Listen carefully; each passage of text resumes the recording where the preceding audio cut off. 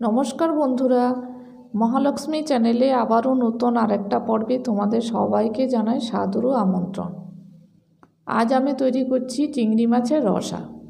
এই জন্য প্রথমেই একটা জারে নিয়ে নিচ্ছি 4 কোয়া রসুন, পরিমাণ মতো কাঁচা লঙ্কা, অল্প পরিমাণে আদা নিয়ে এগুলিকে পেস্ট করে নিলাম। তারপর গ্যাসে প্যান বসিয়ে সর্ষের তেল গরম করে এর মধ্যে দিয়ে দিলাম নুন হলুদ দিয়ে মেখে রাখা চিংড়ি মাছ। চিংড়ি মাছগুলিকে দিয়ে উল্টে পাল্টে হালকা করে ভেজে তুলে নেব। তারপর প্যানে আরও একটু তেল দিয়ে দিলাম কুচিয়ে রাখা বড় সাইজের একটা পেঁয়াজ। পেঁয়াজটাকে ভেজে নেব। নেড়ে চেড়ে পেঁয়াজটাকে ভেজে নিলাম।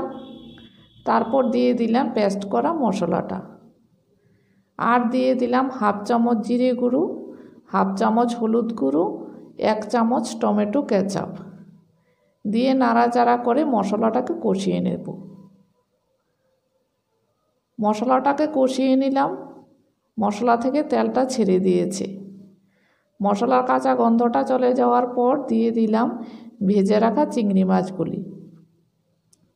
চিংড়ি মাছটা দিয়ে অল্প পরিমাণে জল দিয়ে পরিমাণ মতো লবণ দিয়ে দিলাম 3টে কাঁচা লঙ্কা দিয়ে নাড়াচাড়া করে গ্যাসটাকে মিডিয়াম আঁচে রেখে 5-6 মিনিট রান্না করে নেব।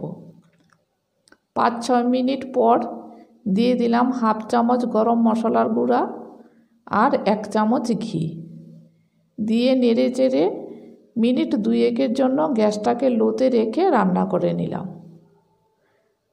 2-3 মিনিট পর গ্যাসটাকে অফ করে দিলাম। তৈরি হয়ে গেল আমার চিংড়ি মাছের রসাটা।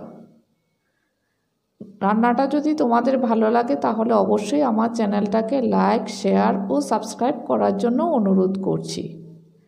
দেখা হচ্ছে আগামী পর্বে আবারও নতুন কোনো একটা রান্না নিয়ে।